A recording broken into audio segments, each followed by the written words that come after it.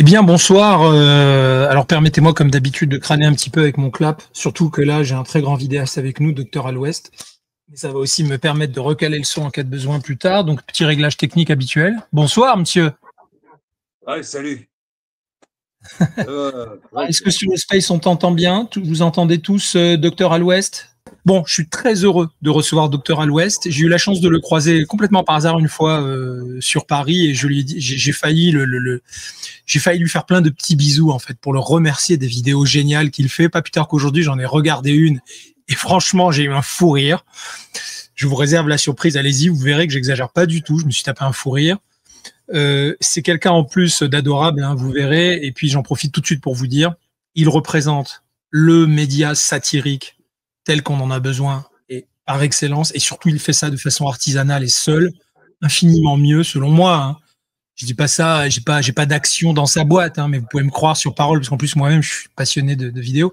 Selon moi, il le fait mieux que certains qui sont, non, mais que certains qui sont une vingtaine, hyper bien payés avec des salaires mirobolants dans des grandes chaînes. Il arrive à faire un résultat incroyable. Donc ça, je tenais à le dire tout de suite en introduction. Et surtout, je le répéterai tout au long du space. Là, pareil, je suis au-dessus de tout soupçon. Je le dis parce que je m'en suis aperçu en retournant sur sa chaîne aujourd'hui. Il l'aurait pas dit lui, j'en suis sûr. Il a une cagnotte en ce moment pour financer des projets. On va lui en faire parler. On va lui faire parler de ces projets-là. Il fait vraiment partie des gens à qui il faut faire une méga déclaration d'amour pour lui dire merci pour le boulot que tu fais pour nous, parce que c'est un résistant de la première heure qui utilise l'humour pour fluidifier le message. Humor en latin, c'est les fluides, hein, donc l'humour pour fluidifier le message, mais aussi l'humour, c'est son bouclier, c'est son glaive, c'est l'arme qu'il utilise pour faire passer des messages parfois cinglants. Il a vraiment soutenu toutes les causes qui nous tiennent à cœur ici, donc on y reviendra. Voilà, je le salue, je l'accueille, je l'embrasse à distance, je le vois moi sur la vidéo de mon diffuseur à vidéo, je lui fais un gros bisou. Merci Docteur à l'Ouest d'être là avec nous. Bah écoute, merci à toi de me recevoir, c'est sympa quoi. Surtout, tu sais que dans ces milieux, on va dire, on en parlera tout à l'heure, mais on peut pas dire que ce soit le, la folie entre nous quoi, qu'on soit tous des potes et on se soutienne tous quoi, tu vois. Donc très sympa déjà à toi de me recevoir, je le répète encore, et de me faire de la pub un petit peu et puis, on a besoin de gens comme toi aussi. On peut dire merci à Internet parce que ça libère aussi la parole de gens qui ont une conscience, un engagement, tu vois, et qui essayent de faire élever la conscience collective, j'allais dire. Donc, merci à toi. Ah. Bon, alors, merci pour ces gentillesses. On va maintenant... c'est incroyable parce que tu arrives à me rendre le sourire. Et je pense que d'un point de vue historique, nous vivons une des pires journées qui soit. On est dans l'ultime basculement civilisationnel au moment où nous enregistrons ce salon vocal et cette vidéo. Nous sommes un mardi 27 mai. La loi sur l'aide à mourir vient de passer. Ah oui, c'est absolument monstrueux. On y reviendra. Une réaction peut-être de ta part? Bah écoute, Rémi de Juste Milieu, il a fait une petite vidéo déjà pour alerter par rapport. Il en a fait plusieurs pour alerter par rapport à ça. Et comme il explique, c'est le pied dans la porte, en fait. C'est-à-dire, ça commence par ça, on nous dit que c'est pour aider à mourir, mais qu'est-ce qu'ils vont mettre dedans? C'est là tout le problème, c'est que ils vont toujours petit à petit. Comme il disait le philosophe Édouard Philippe, ça passe, tu vois. On y va doucement, mais ça passe. Donc, et ce sera de pire en pire, certainement. C'est pour ça qu'il faut se mobiliser pour leur montrer qu'on n'est pas d'accord avec eux, quoi. Donc, on compte sur tout. Avant de continuer, rituel oblige, salon vocal oblige, je salue mon co-hôte Alain. Je vais lui demander comment est-ce qu'il va. Alain est une fantastique voix radio, d'ailleurs. Ce serait top qu'un jour. Bref, tu vas salut Alain, m'assurer que tout va bien de ton côté et que le son est bon. Impeccable, le son est clair et net. Bonsoir messieurs, bonsoir Frédéric, bonsoir au docteur. Comme le disait un autre philosophe, un autre docteur spécialisé, le docteur gynéco, Viens voir le docteur, non n'aie pas peur. Effectivement, c'était le nom de sa chanson. Et bien, ce soir, nous allons tous être ses patients dans la salle d'attente. Et heureusement, en ce jour extrêmement triste, comme vient de le révéler notre ami Frédéric, heureusement, nous allons nous en sortir ce soir, au moins par l'humour, avant de devoir en pleurer. Mais je fais confiance au docteur pour nous remonter le moral avec ces petites pilules. Celles-ci seront sans effet secondaire. Écoute, non, c'est vrai, vraiment, allez sur sa chaîne, hein, je le dis vite fait. Docteur, je te laisse répondre. Ah ben, bonsoir Alain, merci pour cette petite présentation d'accueil, c'est sympa. Et puis, comme je dis, on est là tous ensemble pour lutter, donc il faut se soutenir les uns les autres, quoi. On avance ensemble, ne vous inquiétez pas, on va y arriver. Bon, docteur, parlons un petit peu de toi maintenant. Est-ce que tu peux nous dire ce que sont tes aspirations profondes et pourquoi tu fais tout ça? Quel est ton moteur? Mon moteur, c'est le bien-être des gens, de tous, de tout le monde, si tu veux. C'est que, en fait, j'ai pas d'attache matérielle, tu vois, j'ai pas d'attache financière non plus, enfin d'aspiration à être riche. Non, moi, l'essentiel pour moi, c'est qu'on soit bien. Donc, il faut travailler pour être le mieux possible, c'est tout. Quand je me lève le matin, je me dis qu'est-ce que je vais faire pour être bien. Je me dis pas combien de pognon je vais faire rentrer, quoi, si tu veux. C'est tout un concept. Tu sais, j'ai fait connaissance avec toi, enfin un peu mieux. Je voyais des vidéos à une époque et je les compulsais comme ça un petit peu par hasard. Et je te suis gré d'avoir fait une vidéo à propos d'Étienne Chouard, qui était une vidéo explicative, très pédagogue d'ailleurs, sur ce qui lui était arrivé en termes de sabotage absolu d'une interview. Tu avais fait d'ailleurs c'est comme à ton habitude, une version un petit peu pastiche du cercle des poètes disparus. Tu es un démocrate et un ami d'Étienne Chouard. C'est pour te situer peut-être. Oui, non, mais en fait, je peux te raconter comment on a fait cette vidéo. C'est-à-dire, Étienne Chouard, je l'ai rencontré dans une salle de militants qui se trouve dans le 13e, où il y a beaucoup d'actions, en fait. Il y a des gilets jaunes qui se sont réunis là-bas, mais pas que, en fait. Tous ceux qui veulent, qui pensent la vie en société autrement. Et, Ah ben chez Nancy, c'est ça? ouais, tout à fait. Bah, je sais pas si on peut dire on a dû se croiser, c'est incroyable. Ouais, bah oui, on a dû se croiser certainement là-bas, tu sais. J'ai pas fait gaffe. Et Nancy, on a, comment dire, j'ai rencontré donc Étienne Chouard, et puis, bah, écoute, je lui ai dit, quand je l'ai croisé, je lui ai dit, si jamais un jour j'ai une idée de t'intégrer dans un film, est-ce que ça pourrait t'intéresser, tu vois? Et lui, il me dit, bah ouais, pourquoi pas? Et genre, 6 mois après, je le contacte. Je lui dis, écoute, je viens d'avoir une idée là. J'ai pensé au film Le Cercle des poètes disparus. Est-ce que tu voudrais prendre la place du professeur Keating dans le film? Et lui, il connaissait pas le film. Il l'avait jamais vu. Ah non, il l'avait jamais vu. Je dis, ah, pourtant, c'est quand même un film qui est assez culte, quoi, en tout cas, qui a fait parler de lui à sa sortie. Euh, et donc, bah, je me suis débrouillé pour trouver un lien streaming et je lui ai envoyé le lien. Je lui ai dit, écoute, regarde le film, ensuite je te dis ce que je veux faire moi. Donc, je lui envoie le lien en streaming. Puis 2, 3 jours après, je le recontacte. Je lui dis, voilà, en fait, ce que je voudrais faire, c'est que je voudrais que tu prennes la place du professeur et je voudrais que dans moi, ce que j'ai écrit, les élèves, c'est la constitution qu'ils arrachent. La scène où, dans le film, en fait, euh, au début, ils arrachent tous l'introduction de leur livre parce que, selon Robin Williams, c'est de la merde. Il leur fait comprendre qu'en fait, c'est n'importe quoi. Et moi, je dis à Étienne, voilà, moi, je voudrais que tu prennes la place du professeur et que ce soit toi qui dise aux élèves, déchirer la Constitution, on va la réécrire ensemble. Parce que lui, comme il faisait les ateliers constituants, quoi. Et je lui ai dit, mais par contre, en fait, je voudrais qu'on revienne sur le passage qui t'a valu d'être exclu de Sud Radio. Est-ce que tu penses qu'on peut l'aborder?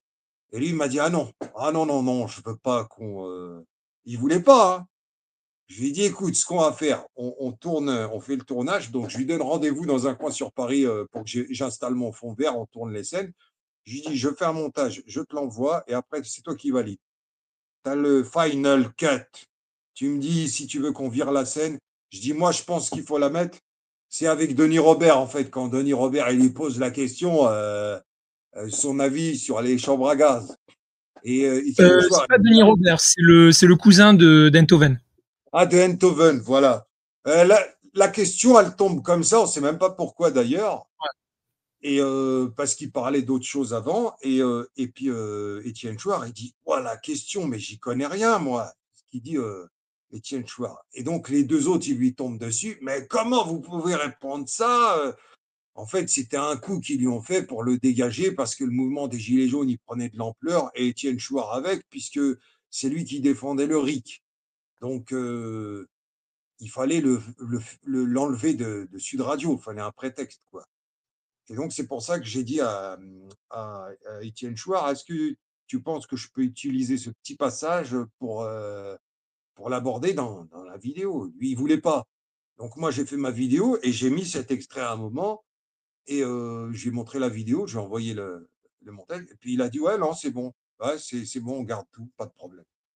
Et ça donne la vidéo qu'on peut trouver sur ma chaîne qui s'appelle le cercle des citoyens, je ne sais plus quoi. Comment il Oui, s'appelle probablement le cercle des citoyens disparus, non? Un truc comme ça. Ah, je crois que c'est ça, le cercle des citoyens disparus. Et, En tout cas, allez tous sur la chaîne du docteur Al-Ouest. Vraiment, il y a une série de fous rires garantis. Mais vraiment, en plus, moi, parfois, je trouve qu'il a une manière d'installer le scénario qui fait que ça va tout doucement au début. On regarde on est un peu émerveillé par les effets spéciaux. On dit, oula, il s'est foulé, lui, et tout ça. Et en fait, au moment où tu prends, vous allez voir, hein, je vous garantis, ça va vous le faire. Au moment où tu prends où il y a un premier gag visuel, et il te prend par surprise. Je suis sûr qu'il fait exprès quelque part parce qu'il va tout doucement, il pose un peu le décor. Et le moment où il y a un gag visuel, généralement, tu exploses de rire parce qu'il te prend par surprise. Il te l'amène comme ça avec un petit effet de surprise. Et il manie bien aussi le comique de répétition. Hein, il aime bien les espèces de gimmicks visuels et le comique de répétition dont il a très bien compris les ressorts. Enfin voilà, je tenais à lui faire vraiment plein de compliments, évidemment. en fait, Sinon, on l'aurait pas invité ce soir. Hein, je peux vous dire, c'est vraiment un bonheur de suivre sa chaîne. non, mais si tu veux, c'est que moi, en fait, j'ai grandi avec les films, tu sais, les comédies Zucker, Abraham Zucker, les Y a-t-il un pilote dans l'avion? Donc, c'était beaucoup de gags visuels. C'est Y a-t-il un flic pour sauver la reine? Y a-t-il un flic pour sauver le président? Enfin, ce genre de comédie avec des gags, en fait, c'est du burlesque, il y a du gag de répétition, comique de répétition. Et c'est beaucoup aussi du gag visuel cartoonesque, tu vois, à la Tex Avery. Et donc, c'est pour ça que dans mes vidéos, on retrouve un peu ça, où j'en fais. C'est-à-dire que les hommes politiques, dans mes vidéos, je peux leur fracasser la tête. On sait que, bon, c'est pour rigoler, tu vois. C'est-à-dire que j'ai fait exploser Marlène Schiappa, j'ai fait exploser la tête du présentateur de journal Yves Calvi. Voilà, j'ai fait plein de trucs comme ça. Bon, on sait que c'est pour rigoler, c'est aucunement un appel à la violence, quoi. Et, bon, je pense que ça défoule les gens, surtout avec Gabriel Attal, parce que dans mes vidéos, Gabriel Attal, il en a pris plein la gueule. Et c'est pas fini, d'ailleurs. Ouais. Alain, tu veux réagir? Vas-y. Oui, je note que le professeur, le docteur présent est extrêmement fan de Robin Williams, a priori. Eh bien, moi, c'est très amusant parce qu'en l'occurrence, en parlant de Robin Williams, il me fait penser également à deux autres rôles de Robin Williams. Le docteur Sachs dans L'Éveil, dans lequel il est absolument prodigieux en médecin de Robert De Niro, mais surtout dans le rôle du docteur Patch. Le docteur Patch est un médecin qui est humoriste à ses heures et qui se transforme en clown pour faire rire les enfants malheureusement cancéreux. Et le docteur m'a fait penser justement à Robin Williams dans ce rôle quand il a parlé à l'instant du cercle des poètes disparus. Qu'en pense-t-il? A-t-il vu ces deux films? Oui, bah écoute, j'ai vu pas mal de films de Robin Williams, dont celui que tu parles, L'Éveil. Moi, L'Éveil, il m'a plus marqué celui-là parce que, bon, on peut pas le spolier, tu vois, mais c'est par rapport à Alzheimer. C'est des gens qui sont atteints de maladies dégénératrices du cerveau. Et donc, ce docteur, enfin, le rôle qu'il interprète, il trouve les moyens de soigner ces gens. Et après, bon, Big Pharma fait le boulot et on sait comment ça doit finir, quoi. Mais en tout cas, oui, Robin Williams. Alors, ce qu'il y a, c'est que Robin Williams, c'était quelqu'un de très drôle, déjà sur scène dans ses one-man shows, très drôle. On aurait pu penser dans la vie, mais en fait, il était très, très triste. C'était un clown triste, en fait, et dépressif. Et c'est pour Tout ça à fait, qu'il oui. ouais, c'est pour ça Et qu'il comme a. souvent dans la vie, les humoristes sont très tristes. Il faut le savoir. Ça, c'est quand même une constante. Moi, j'en ai rencontré, et c'est vrai que souvent, ils avaient un masque sur scène de clown et de comique qu'ils enlevaient hors de la scène. Et ils avaient cette façade de clown triste, un peu comme Coluche, qui pouvait être d'une puissance comique extraordinaire sur scène et qui, dans la vie, avait toujours cet œil un peu triste et ce regard lucide sur la société qui le rendait plutôt malheureux, un malheureux chronique un peu. L'humour est d'ailleurs probablement une façon de tromper la désespérance. Hein. Oui, bah oui, non, mais c'est sûr, il y en a plein. En fait, si tu discutes avec eux, je suis pas sûr que tu rigoles, quoi. Je pense à Jérémy Ferrari, il y a des spectacles qui marchent bien, mais bon, je suis pas sûr que tu tapes des barres si tu l'as en face de toi. Bigard, apparemment, c'est pareil, il a sombré dans les bouteilles tu vois, de whisky et autres boissons alcoolisées, quoi. Et Bigard, il est aussi dépressif. Il y en a beaucoup, ils sont comme ça, quoi. Après, parce qu'aussi la vie de Bigard, bon, elle n'a pas été facile. Enfin, il le dit lui-même. Je vais pas le dire à sa place. Il le raconte lui-même. Mais il a perdu ses parents très très jeunes, quoi. Et, euh, et donc, bah oui, avec l'humour, il a pu se relever, se reconstruire. Mais il a toujours une part au fond de lui qui est sombre, quoi. Et l'humour, souvent, c'est une alternance entre les deux. Tu vois, tu dois être plus fort que la partie sombre. Donc, pour la vaincre, il faut être drôle. Enfin, moi, c'est comme ça que je le vois. On va y revenir. Je voulais passer la parole à Alba qui nous a rejoint, une de nos amies auditrices. Comment vas-tu, Alba? Bienvenue à toi. Est-ce que tu connaissais Docteur à l'Ouest? Est-ce que tu fais sa connaissance ce soir? Est-ce que tu veux lui poser une question? Bienvenue à toi. Salut, salut, bonsoir à tous. Bienvenue. Salut, Eh ben, Alba. merci. Bonsoir, Alba. Ouais, j'espère que vous allez bien. Et super de faire un space. Le dernier space, c'était sur les blagues. Alors, j'ai pas encore de. Si j'ai une question pour le docteur à l'Ouest. Que prend un éléphant quand il rentre dans un bistrot? L'éléphant, quand il rentre dans un bistrot, Oui, qu'est-ce qu'il prend l'éléphant quand il rentre dans un bistrot? je sais pas, Alba. Tu vas me dire. Il prend beaucoup de place. Eh bien, voilà une jolie petite blague qui va nous plaire. C'est le type d'humour qu'on aime parce que, vous voyez, c'est de l'humour bon enfant, c'est pas vulgaire. Et moi, ça me fait rire. Et moi, Voilà, j'aurais Oui. dit cette blague, Alba, cette blague, elle marche aussi avec Roselyne Bachelot. Mais on n'a pas le droit de la faire. Salaud! Grosse Je offense. voulais te demander, faire. Docteur à l'Ouest, Ouais. toi, tu n'as jamais de problème, tu n'as pas eu des convocations ou des contrôles fiscaux, des trucs comme ça. Ça passe sous le radar. C'est perçu comme un humour bon enfant du point de vue du pouvoir. Enfin, tu n'as pas de souci particulier. À part ma chaîne qui est un peu Shadowman depuis le début de Ah, l'année, ouais. Sur YouTube ou Facebook, si, pendant la période Covid, bah, j'ai eu des contenus qui ont été supprimés, je pense, comme tout le monde. Il y avait des carrément. choses, D'accord. voilà, qu'on n'avait pas le droit de dire. Mais sinon, non, les gens, en fait, bah, écoute, moi, ceux que je croise dans la rue, ceux qui me reconnaissent, en tout cas, les gens sont toujours bienveillants, ils sont gentils avec moi, tu vois, mais parce que je pense que le fait que je me moque de tous les hommes politiques, en fait, et personnellement, je suis étiqueté dans aucun parti, tu vois, pour moi, c'est une arnaque, on vit enfin, c'est une pièce de théâtre, tout ça. Ouais. C'est quand on parlait d'Étienne Chouard, moi, je pense qu'il faut que ça soit les citoyens, le peuple, qui doit prendre les choses en main et réécrire sa constitution.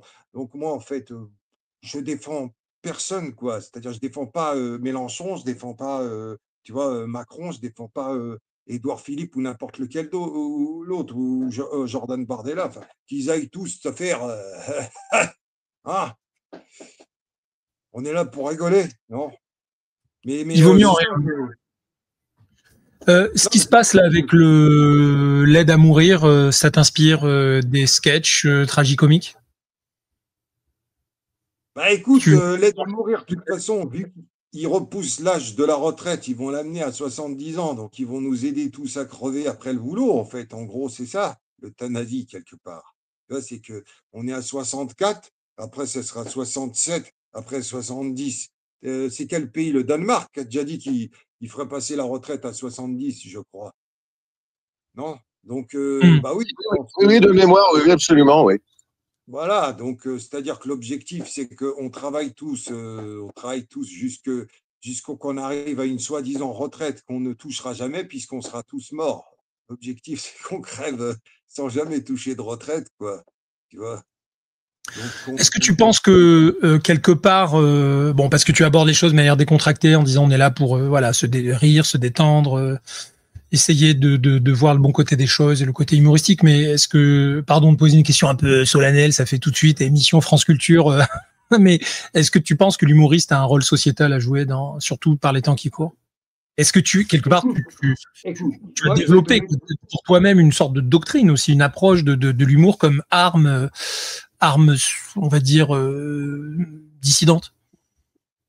Non, mais il y a plusieurs formes d'humour déjà. On ne peut pas dire que chaque humour va être efficace avec tout le monde. Tu vois, c'est-à-dire qu'on a tous nos références, on a tous. Je sais pas, par exemple, moi, tu me mets, je vais être méchant, tu me mets du Kev Adams ou du Anne Romanoff. Bon, je vais pas rigoler. Mais je dis pas qu'ils sont pas bons, tu vois. C'est juste que moi, ça me parle pas. Bon, alors c'est pareil, ça se trouve que moi, ce que je fais sur scène, ça plaît pas à des gens. Je peux le comprendre, hein. C'est pour ça que, en fait, je préfère rester modeste en me disant que bah, l'humour, c'est comme la musique. Chacun a un style musical qui lui convient. Bah, tu Ouais. vois, donc. Et donc toi, ton style qui est la satire sociale et politique, est-ce que tu le ressens comme une dissidence assumée ou est-ce que c'est quelque chose que tu fais Oui, spontanément sans avoir réfléchi à ça? non, mais par contre, là, clairement, je te dis que, des gens, par exemple, pendant la période covid, j'ai eu beaucoup aussi de témoignages de gens et même d'enfants d'ailleurs qui m'ont dit, qu'ils étaient contents de me rencontrer parce qu'ils regardaient mes vidéos pendant le covid et ça les aidait à supporter le masque, tu sais, toute la période de voilà, de dictature, sanitaire et donc ouais, ouais, j'ai eu beaucoup de témoignages par rapport à ça, hein, tu vois? Hmm. Même Qu'est-ce qui se passe sur tes spectacles quand tu rencontres les gens? Est-ce que tu as la sensation de parce que nous, par exemple, on le ressent sur les salons, et ce que je dis, c'est absolument pas péjoratif, bien au contraire. C'est quasiment une thérapie de groupe, quoi. Tu vois, et l'humour, ton humour en particulier, je trouve qu'il a quelque chose de thérapeutique. Est-ce que ça se vérifie quand tu rencontres ton public? Est-ce que eh vous parlez de oui! société, de politique, tout ça, un peu après les spectacles, tout ça? Moi, je vais te dire un truc. Je ne sais pas comment ça se passe avec les autres humoristes parce qu'il y a très longtemps que je n'ai pas été voir d'autres humoristes. En fait, quand il y a eu la crise Covid, on a vu les vrais gens, tu vois. C'est-à-dire ceux qui étaient capables de prendre position contre, contre cette dictature sanitaire. Je le répète, ça fait quand même partie des heures les plus sombres de notre histoire récente, hein, pour nous, en tout cas. Et il y a des gens qui se sont couchés. Et moi, ce que j'ai remarqué, mais je suis pas le seul parce que j'ai discuté avec aussi d'autres gens qui font des conférences qui sont pas forcément dans l'humour et bah, ils pourront te dire que les gens, ils viennent pour le spectacle, mais pas que. Ils viennent rencontrer des gens. Ils viennent rencontrer des gens avec qui ils savent, là, ils peuvent se lâcher, ils sont en détente. Tu comprends ce que je veux Mm. dire? C'est-à-dire que quand ils vont me voir moi et d'autres humoristes qui sont un peu dans la critique, je pense, ils savent que là, on peut dire, ah, tiens, on n'en peut plus de Macron, on n'en peut plus de, tu vois, de tout ce gouvernement de merde. En fait, là, ils sont la soupape, tu vois, se libère parce que tu peux pas faire ça au boulot, par exemple. Tu vois, au boulot, c'est compliqué. Mm. Donc, Quel est votre cher docteur? Quelle est la taille de vos salles d'attente? Est-ce que ce sont des salles de 400 places, 200 places, 100 places? Est-ce que vous avez dans vos tournées différentes jauges?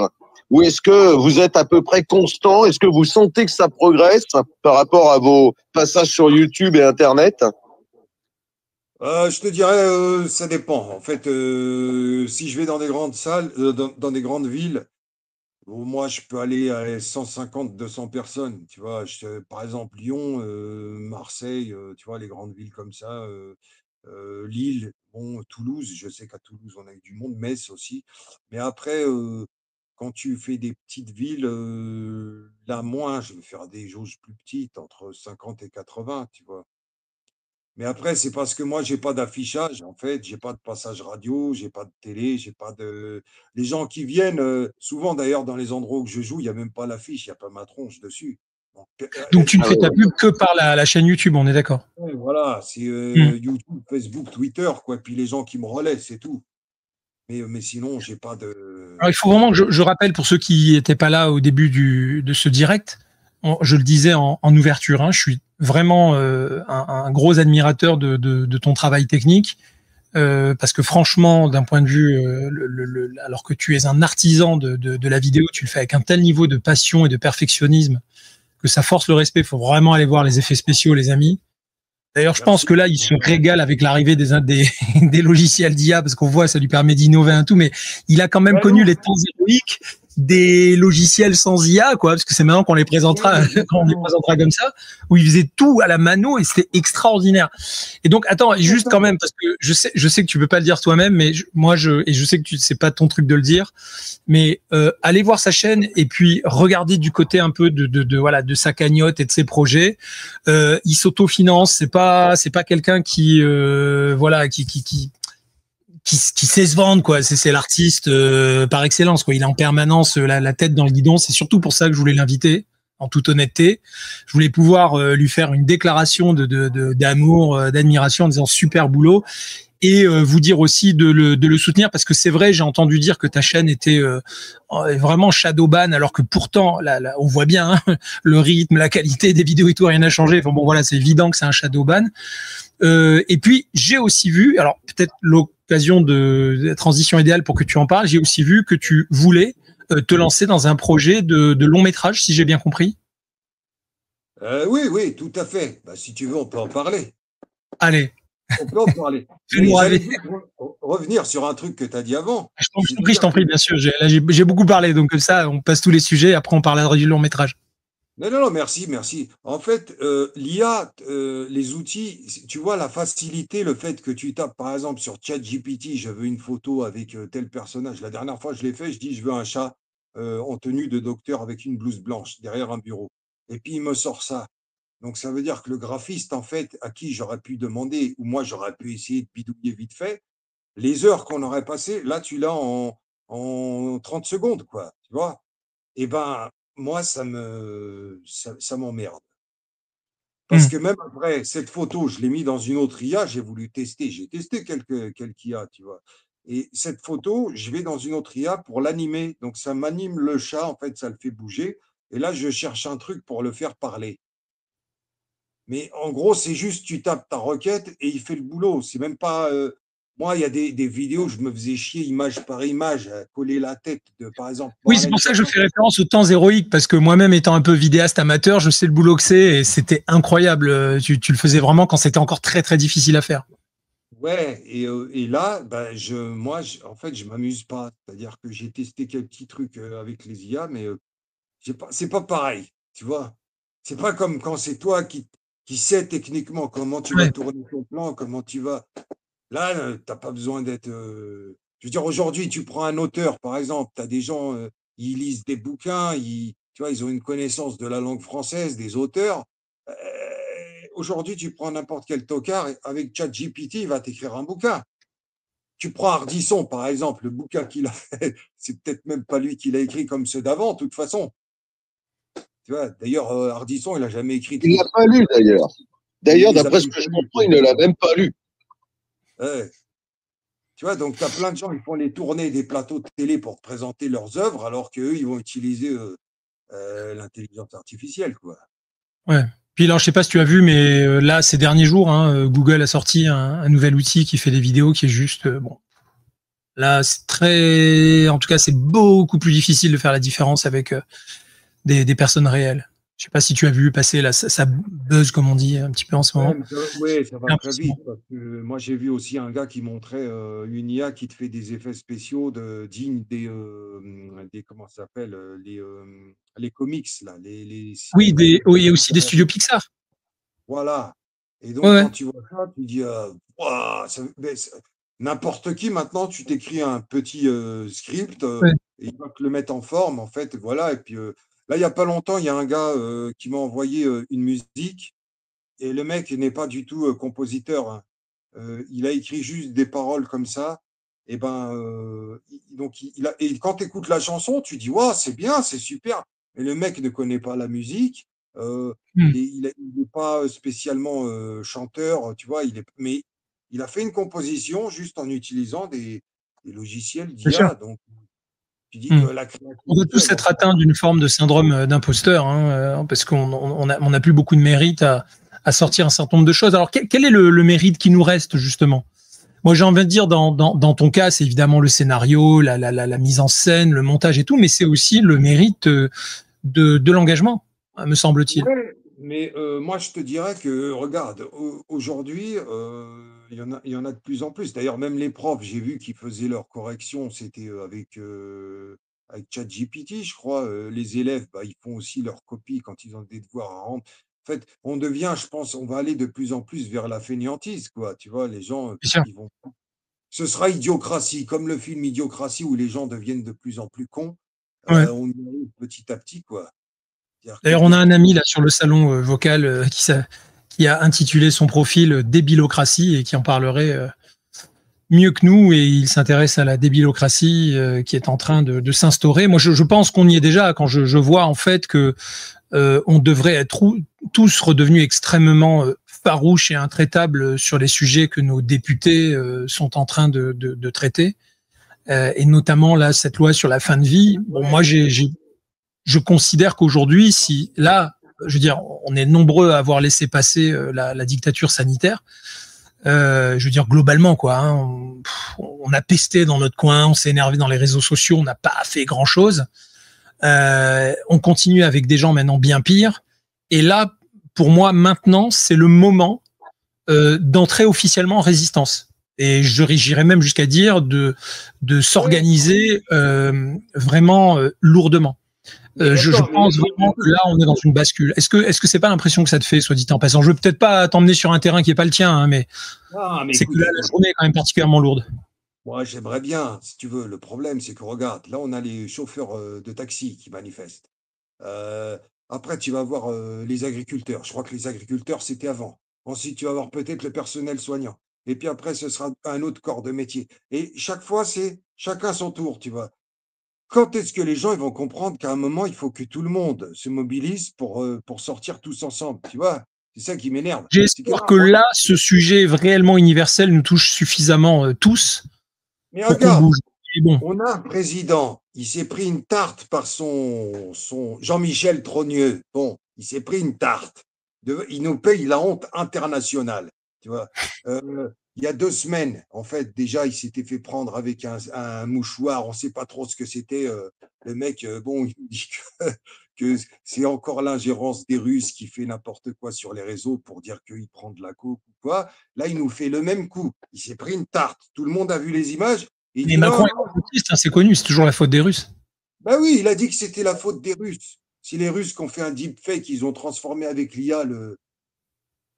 Quand est-ce que les gens ils vont comprendre que il faut le dégager, celui-là? Tout le monde dehors, on sort tous dans la rue. Le 29, t'as vu? Le 29 mai, ça va faire 20 ans le non au traité européen, le 29 mai 2005, quand il y avait eu le référendum.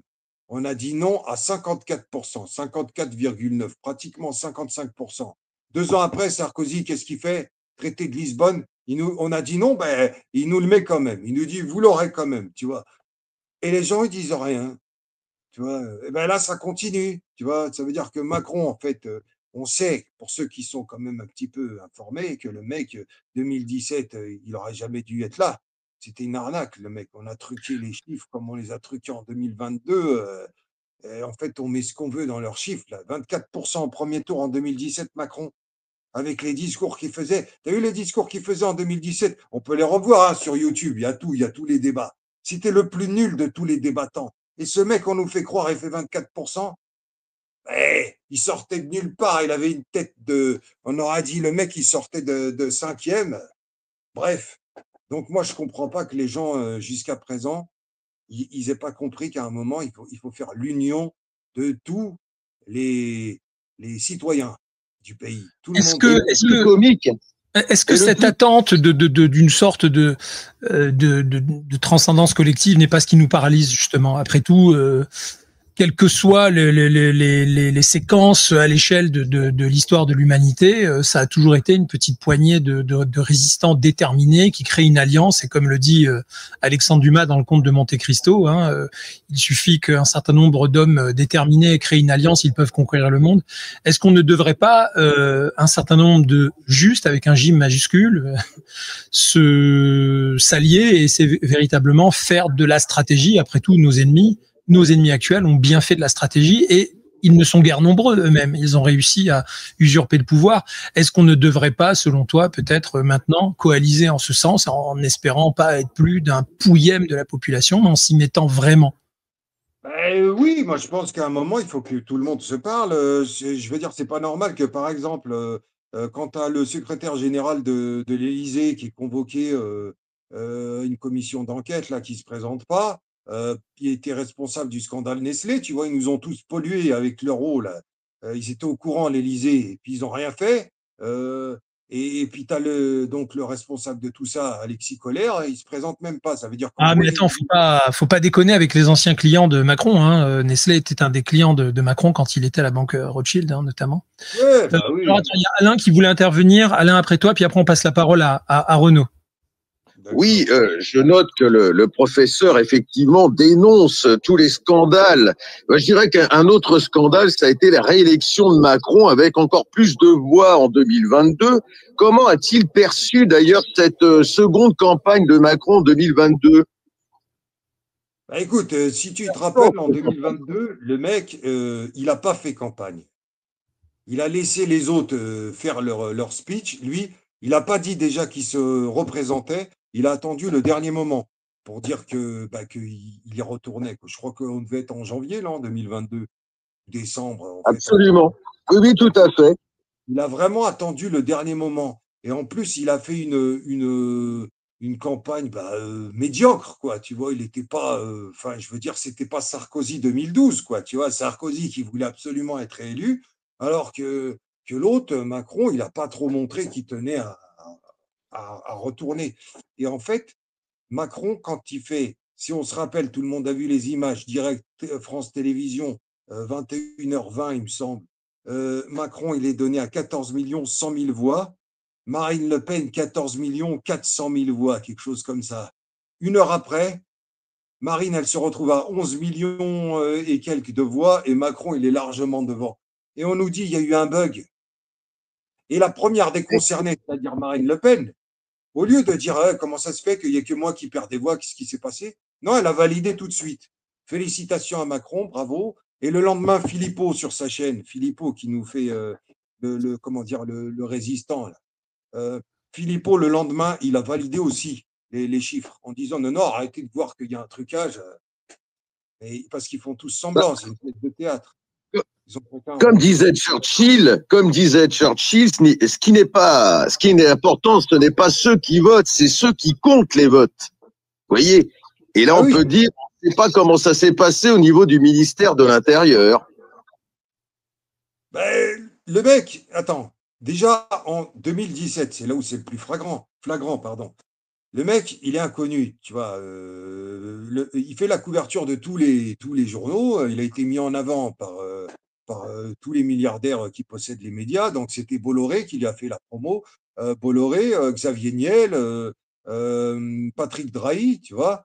Et en plus, ce qui est rigolo dans l'affaire. Hein? McKinsey également. Ouais, McKinsey, en fait, il les rencontre quand il est avec Attali en 2007, la commission Attali de Sarkozy. Là. Sarkozy qui avait demandé une commission sur la croissance donc, à Attali. Et c'est Attali qui forme donc son groupe. Il a pris Macron, puis il y avait déjà un gars de McKinsey, j'ai oublié son nom. Tous les contacts qu'il a rencontrés à cette époque, Macron, il va les réutiliser par la suite, quoi. Et Macron, d'ailleurs, je ne sais pas si vous avez lu le bouquin qui s'appelle Le traître et le néant. C'est des journalistes. Oui. Ah oui, bien sûr, bien entendu. On avait les deux journalistes bien connus qui se sont attaqués à Macron et qui eux-mêmes d'ailleurs ont eu quelques soucis par la suite. Vous voyez, quand on est des opposants à Macron, eh bien, ma foi, dans l'ombre, on peut dire que ça turbine contre l'opposition. Eh ben, en tout cas, dans ce bouquin, c'est bien expliqué que Macron, toutes les connexions qu'il fait, finalement, il va les réutiliser, tu vois, que ce soit le McKinsey, mais les gens qu'il va rencontrer plus tard, en tout cas, dont il va voir, regarde, il va voir Bayrou, et ensuite Bayrou, il va le prendre en ministre. Je ne sais plus, il l'a pris en quoi en 2017, ministre de quoi? Parce que pour gagner, il fallait flinguer François Fillon, tu vois. François Fillon, il était donné favori en 2017. Donc, ils lui ont sorti l'histoire des les costumes, sa femme, les emplois fictifs, comme ça, disqualifié direct. Ensuite, en tête, dans les vrais chiffres, ça devait être Marine et puis comment il s'appelle, Mélenchon, tu vois. Sauf qu'ils les ont fait descendre, ils ont pris des voix à tous les petits partis pour les donner à Macron pour qu'il se retrouve à 24%. Parce que la farce, c'est qu'il ne savait pas parler en 2017. C'était un débattant médiocre, tu vois. Il était nul, quoi. Et le mec, on nous le met à 24%. Tu dis, bon, ok, les gens, ils n'ont pas vu l'arnaque, d'accord. Mais en 2022, tout le monde le détestait, on sortait du confinement. Il repasse alors qu'il ne fait pas campagne. Et on nous dit que c'est parce que c'est les vieux qui ont voté pour lui. Il faut arrêter de nous prendre pour des cons. Oui. Non. Oui, on citait Davel-Homme. Hein. Tout à l'heure, c'était Davel-Homme, nos journalistes, qui ont écrit ce fameux très très néant sur Macron, qui d'ailleurs, à l'époque, finalement, est un livre qui, je trouve, est passé un peu sous l'été noir, dans le sens où, finalement, deux journalistes importants mettaient en exergue les carences de notre président et étrangement, c'est un livre qui n'avait pas bénéficié de beaucoup de médiatisation alors qu'il a été un véritable best-seller. Mais c'est vrai qu'il est un peu oublié. Bah, dedans, en tout cas, il te parle de toutes les connexions de Macron. Macron, il est parti voir sous les conseils de Brigitte, Jean-Michel, De Villiers, tu vois. Il va voir De Villiers au Puy du Fou, il va le rencontrer pour qu'il lui donne des conseils, qu'il lui explique comment il faut qu'il mène sa campagne, comment il doit mener sa campagne, quoi. Donc, Brigitte Macron, quand on nous dit qu'elle n'a pas de pouvoir ou quoi, pas d'influence, mon œil, hein, c'est elle qui a imposé Blanquer comme ministre de l'Éducation et qui a aussi imposé Bayrou. Elle l'a imposé en ministre en 2017 dans son premier mandat. Et quand ils l'ont pris en Premier ministre, c'est encore Brigitte. Donc Brigitte, elle contrôle. D'ailleurs, on a bien vu que quand elle lui met une tarte, il ne moufte pas, parce qu'il est sous l'emprise de Brigitte Jean-Michel Macron. Tu vois. En tout cas, tout ce qu'il fait, on sent que le mec, c'est un pantin. Je ne sais pas comment les gens peuvent encore croire à ce type. Je ne sais même pas pourquoi il n'y a pas des manifs de partout pour lui demander de se barrer. C'est compliqué, quoi. Ah, mais c'est sa metteuse en scène de théâtre, hein, vous le savez. C'est pourquoi, effectivement, aux gens aujourd'hui, elle continue à jouer la maîtresse avec lui. Ouais, ben non, mais attends, le plus rigolo, c'est que je ne sais pas si tu as vu ce qu'ils ont sorti Off Investigation dernièrement. Là. Off Investigation, ils ont fait une série sur Macron, justement, et ils ont. Donc, on nous a vendu le couple 16-39. Comme quoi Macron, il avait 16 ans, il était en première quand il a rencontré Brigitte, alors que maintenant, on sait de notoriété publique, il avait 14 ans, peut-être un peu moins, et l'autre, elle avait beaucoup plus que 39 ans, tu vois. Et alors, à ce moment-là, on parle de détournement de mineurs. Tu vois, c'était pas vendeur dans la presse. Disons que le détournement de mineurs, ça passait à partir du moment où on parlait de Germinal. Mais là, c'est vrai que dans le cas de Macron, aussitôt qu'on en parle au premier sens du terme, c'est beaucoup plus délicat. On va passer Merci. On va passer la parole à Renaud et ensuite Magali. C'est à la fois un chouette moment de rencontrer Dr Al-Ouest, mais aujourd'hui, je sais qu'on est beaucoup à ressentir cette journée comme... je vois passer des tweets de certains politiques, on les apprécie, on les apprécie pas, peu importe, mais il y aurait tant de choses à dire sur chacun, personne n'est parfait, mais on voit quand même apparaître ceux qui ont un minimum d'intégrité, enfin le minimum de l'intégrité au sens premier du terme, c'est-à-dire conserver l'intégrité de son humanité. Je remercie Philippe de Villiers de tweeter que c'est le jour le plus triste de sa vie. Moi, je le ressens. J'ai un poids sur le cœur. Il y aurait tant de choses à dire sur l'influence toxique de ce dispositif. Je vais pas en dire plus pour le moment. C'est pas vraiment la soirée. On va faire d'autres sujets. D'ailleurs, Oui, moi, dis, tu voulais. C'est que la loi là qui t'ont fait passer sur Ouais. l'euthanasie, ça fait partie d'un projet. Ce qu'il faut, Mais bien sûr. c'est que ces gens nous considèrent, nous, le peuple, nous tous, les gens qui sont Ouais. dans le chat, toi, moi, enfin bref, tous les gens que tu croises dans la rue, pour eux, on n'est pas des êtres humains. Ah, mais nous sommes la biomasse surnuméraire. Voilà. Nous sommes de la biomasse animale.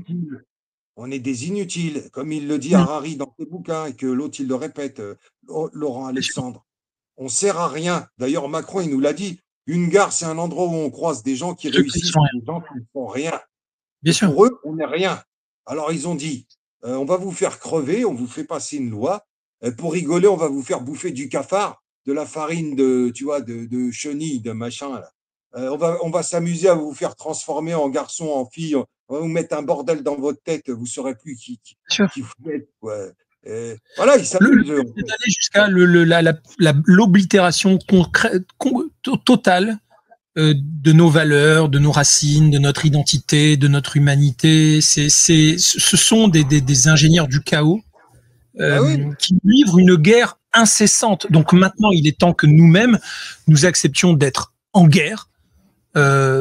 Moi, je considère que maintenant, je suis en guerre contre eux. Vraiment, je pèse mes mots. Je veux dire, c'est pas juste un petit coup de gueule entre youtubeurs, petits influenceurs. Moi, j'en suis totalement insignifiant.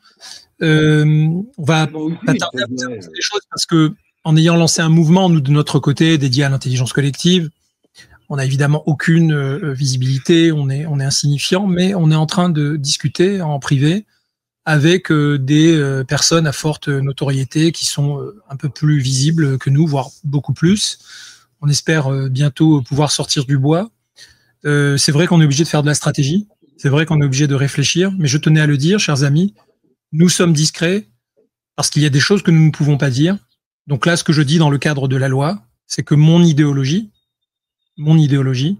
c'est que vous devez réclamer le permis de port d'armes en suivant les règles légalistes, parce qu'un jour, vous pourriez être amené à regretter de n'être pas en mesure de vous défendre. Et la menace n'est absolument pas russe. On va passer la parole à Renaud, qui attendait depuis tout à l'heure, et ensuite Magali. Bienvenue à toi, Renaud. Armez-vous intellectuellement aussi. Armez-vous. Oui, mais ça, on le fait déjà et on le fait presque trop. Je veux dire que maintenant, j'écoute tous les éditorialistes brillantissimes qui me renforcent, hein, mais je sais bien qu'à la télé, ils ne peuvent pas dire « Ok, maintenant, je lance un appel, soulevez-vous ». Ils ne peuvent pas le dire. Parce qu'en fait, c'est un espèce de jeu de dupes et de quasi-imposture dans lequel on sait très bien que le premier qui dira « soulèvement populaire » a tout simplement peur d'être trop seul et d'être le seul à être effacé, oblitéré, peut-être même se retrouver en prison ou assassiné symboliquement ou concrètement. Donc, c'est ça, en fait, le sujet. C'est ça, le sujet. C'est que les premiers qui auront le courage de dire « Ok, on s'est synchronisé, on est prêt maintenant au soulèvement », si ceux-là ne se sentent pas seuls, ils pourront avancer. Et donc, moi, je prétends que maintenant, il faut réclamer, déjà, pour commencer, le droit de pouvoir se défendre. Je pense qu'il est vraiment de notre devoir moral de préserver l'avenir de nos enfants en redevenant, après tout, il y en a bien un qui le dit, qui est Alexis Poulain, qui dit « soyez féroce ». Moi, je dis « soyez farouche ». Ce sont des synonymes très proches. C'est de notre devoir de redevenir féroce, farouche, en tout cas prêt à tout, parce que eux n'ont aucune limite. D'ailleurs, c'est un signe. L'année dernière, je crois, ils ont demandé à ce que les gens déposent les armes, qu'ils stockaient chez eux, y compris les vieilles armes de collection. Ils savent qu'ils ont prévu d'aller loin, très loin. Ils savent qu'ils risquent le soulèvement. Ils veulent tuer notre identité pour être sûr que ça ne leur arrive jamais, qu'ils puissent instaurer la société dont ils rêvent, eux, pour pouvoir prospérer, faire prospérer leurs propres enfants et faire fructifier leur propre fortune. Voilà le projet. Tout le reste, c'est de la littérature. Ils sont là pour nous tuer. Ils sont là pour nous oblitérer, nous pulvériser. Et si au passage, ils nous humilient comme on humilie de façon atroce et insupportable les animaux à l'abattoir, ils nous traiteront comme des animaux. Pour eux, nous sommes des bêtes. Et je pèse mes mots, je sais que ça peut sembler excessif, mais ça y est, ils l'ont prouvé. Il n'y a plus aucun moyen de douter de cette réalité. Plus aucun. Si vous en doutez, c'est que vous faites partie du problème. Vos députés, vos représentants vous ont trahi en vaste majorité aujourd'hui. Et ils continueront. Ils ne vous représentent pas d'ailleurs. On les a achetés pour ça. On les a achetés pour ça. Voilà. On va passer la parole à Renaud, pardon. J'avais besoin de cette petite parenthèse. Exutoire. Je vais essayer de rebondir par rapport à ce que tu as dit, mais bon, et je suis assez d'accord avec toi, enfin, vraiment complètement d'accord. Et justement, parce que moi, je vais rebondir sur le côté humoriste. Et on va parler d'humoristes, justement. Et aujourd'hui, les humoristes, certains sont très politiques. Toi, à l'Ouest, je fais une petite incise, genre, respect à Louis Divergent, parce que c'est grâce à lui que je t'ai connu à l'Ouest. Je sais que tu as beaucoup échangé aussi avec Louis Divergent, même si je ne le suis plus maintenant trop. Mais bon, voilà, je faisais la petite aparté. Et que je voulais parler de Dieudonné, l'humoriste, et de Yacine Bellatar, l'humoriste. Et j'aurais voulu avoir, je vais la faire court, ton point de vue, toi, par rapport à ces deux humoristes, qui sont des humoristes politiques et qui peuvent être très délétères par rapport à ce qu'on vit en France. Ils créent le sectarisme. Moi, je ne les mettrais pas dans la même catégorie. Dieudonné, en fait, si tu veux, c'est que Dieudonné, il a, comment dire, il a critiqué le système jusqu'à une certaine limite. Dieudonné, si tu veux, c'est que il a critiqué le système et puis il en a vu les limites. C'est-à-dire que on avait le droit de rire de certaines choses et pas d'autres. Et quand il a voulu faire un film sérieux, c'est parti de là, en fait. Quand il expliquait, il a voulu faire un film sérieux sur le Code noir et qu'on lui a refusé le financement. Je crois qu'on avait dit de faire une comédie. Donc, à partir de là, il s'est dit qu'on le prenait pour un con. Et donc, ceux qui ont fait la comédie avec l'histoire de l'esclavage, ça a été Thomas Gijol et Fabrice Eboué. Ça s'appelait… j'ai oublié le nom, là. Ils avaient fait une comédie sur ça. Casse départ. Casse départ, voilà. Ouais, c'est ça, casse départ. Et en fait, donc Dieudonné, à partir de là, quand il a fait surtout son sketch chez Fogiel, où il était habillé en colon israélien et qu'il avait fait le geste nazi en disant Israël, je crois qu'il a dit un truc comme ça, exclu tout de suite des médias. C'est-à-dire que même Ardisson l'a fusillé sur place. Et d'ailleurs, il s'en est vanté il n'y a pas longtemps d'être le seul à l'avoir viré en direct de la télé. Bref. Donc, Dieudonné, il a réussi à continuer à jouer, malgré tout, dans des chants, dans un buste. On peut dire, qu'on l'aime ou pas, franchement, que les gens, même si les gens n'aiment pas son humour, il faut quand même reconnaître que chapeau à lui par rapport à ça. Le fait de se dire, on m'interdit de partout, mais je vais quand même jouer pour leur montrer que je suis là. Et il a joué dans des bus. Bon. Oui. Après, on a le droit de ne pas aimer son humour. Comme je disais, l'humour, c'est comme la musique, il y a plusieurs genres d'humour. Maintenant, Yacine Bellatar, je ne le placerai pas dans la même catégorie parce que Yacine Bellatar, pour moi, ça reste un humoriste de pouvoir, comme avait dit, je crois que c'était Éric Nulot qui avait dit ça. C'est-à-dire que Yacine Bellatar, c'est le copain de François Hollande, c'est le copain de Macron. Donc, à partir de là, en plus, il a défendu Macron. L'ancien flic Noah Manoir, il dit que Yacine Bellatar, il a servi à empêcher les banlieues de rejoindre les Gilets jaunes. C'est pour ça qu'il avait fait plusieurs déclarations dans le sens en répétant « Ah, les Gilets jaunes, ils sont racistes, ils sont racistes ». C'était son travail de dire « N'allez pas avec eux », tu vois. Alors que s'ils avaient été avec eux, peut-être qu'on n'aurait plus eu de Macron, tu vois. Donc, ouais, Yacine Bellatar, si tu nous regardes, en fait, tu travailles pour le gouvernement. Hein. Tu es un agent infiltré. Donc, moi, je ne le mets pas du tout dans la même catégorie que Dieudo, quoi. On passe la parole à Magali. Bienvenue à toi, Magali. Renaud qui pose la question, il n'est plus là, non? J'ai l'impression qu'il a un problème technique, il vient de redémarrer son application, c'est pas très grave, il pourra réintervenir, on n'est pas nombreux ce soir. Tu reviendras après, ouais. Bon, d'ailleurs, pardon auprès de tout le monde, c'est la première fois que je démarre un space aussi tard, j'en fais pas normalement le mardi, et bon voilà, c'était le seul arrangement qu'on avait. Mais j'en profite pour dire qu'on est en train de se filmer en, en visio avec Dr Al-Ouest. Donc, si vous avez loupé le début de nos échanges, ce sera donc diffusé demain sur la chaîne Politoscope et on compte sur vous pour nous aider un petit peu à propager, parce que le but de l'opération ce soir, en ce qui me concerne, je ne l'ai pas dit à Dr Al-Ouest, je peux le dire devant tout le monde, moi je voulais que ceux qui ne le connaissaient pas encore sachent évidemment que d'abord, franchement, on se marre bien sur sa chaîne, hein, je le dis pour ceux qui n'étaient pas là au début et qui ne le connaîtraient pas encore, mais surtout, il y a une cagnotte et il va faire un long métrage. Je trouve que ça serait fantastique que ce mec arrive à autoproduire son premier long métrage, enfin autoproduire donc collectivement avec le soutien de tous ceux qui croient en lui. Moi, je crois en lui, donc je vais cotiser. Je voudrais vraiment qu'il fasse ce boulot. Je suis admiratif de son travail. Et c'est un jusqu'au boutiste, perfectionniste qui travaille chaque image. Donc je suis convaincu que dans tous les cas, ça sera du bon boulot, quoi. Donc voilà. Et puis, d'un point de vue dissidence, évidemment, là on est raccord. Il est dans notre camp, quoi, hein, dans le camp des éveillés qui sont ici. Donc je pense qu'il faut l'aider. Voilà. Je peux rebondir par rapport à ce que tu dis. Bien sûr, je voulais faire cette petite parenthèse. Après, ensuite, Magali qui intervient. Magali intervient juste après. Voilà. Bon, Magali, t'inquiète pas, je fais juste une petite parenthèse par rapport au film, le projet. C'est qu'en début d'année, il y a un film qui est sorti qui s'appelle Toutes pour une. Donc, c'était l'histoire des mousquetaires, mais version femme. C'est-à-dire, ils non, mais ont oui, avec la petite meuf qui insulte tout le monde en interview en plus. Mon Dieu. Voilà. Donc, moi, quand j'ai vu la bande-annonce Toute pour une devient le film culte de l'année 2025. Oui, c'est extraordinaire. Le plus gros bide, le plus gros navet de tous les temps, surtout en termes de ratio, ce qui est investi et ce que ça rapporte, quoi. Il a coûté 10 millions d'euros et il a fait 13 000 entrées.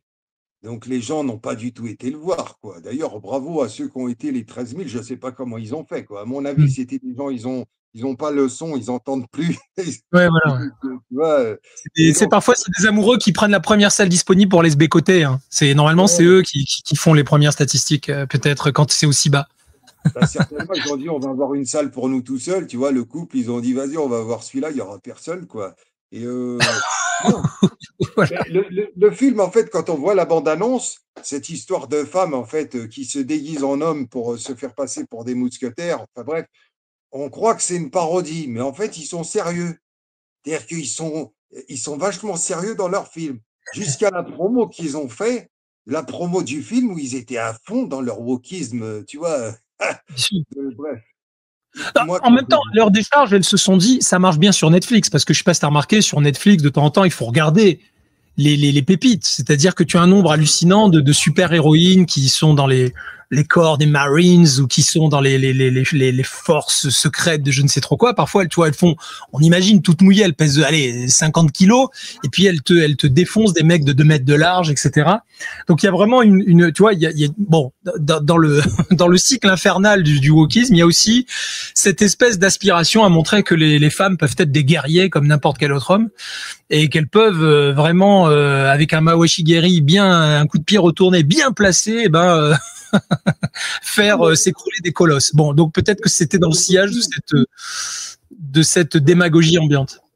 Non, mais ce que je veux dire, c'est que s'il y a une réalisatrice qui écoute ce live ou plus tard avec le replay, franchement, une réalisatrice qui veut faire un film sur des guerrières, allez en manif.